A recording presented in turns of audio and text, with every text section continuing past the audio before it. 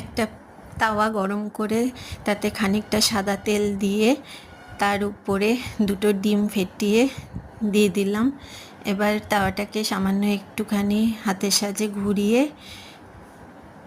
ডিমটাকে স্প্রেড করে দিলাম। এবার উপর দিয়ে একটা আগে থাকতে করে রাখা রুটি তার উপরে দিয়ে দিলাম ডিমটার উপরে। এবার একটুখানি নিচের দিকটা ভাজা ভাজা করতে হবে। এবার উল্টে দিয়ে রুটিটাও একটুখানি নিচের দিকে ভাজতে হবে। আবারও উল্টে দিয়ে উপর দিয়ে খানিকটা তেল ছড়িয়ে দেবো, রুটির উপরটা খানিকটা সাদা তেল দিয়ে দেবো, দিয়ে আবারও উল্টে একটুখানি ভেজে নিতে হবে।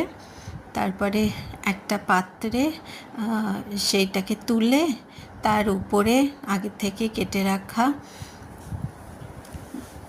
শসা, পেঁয়াজ, লঙ্কা কুচি ছড়িয়ে দিয়ে উপরে সুন্দর করে তার উপরে আবার একটু টমেটো কেচাপ ছড়িয়ে দিয়ে সুন্দর করে এগরোলটাকে ফোল্ড করে, দেখো একটা টিস্যুর সাহায্যে আমি ফোল্ড করে নিচ্ছি।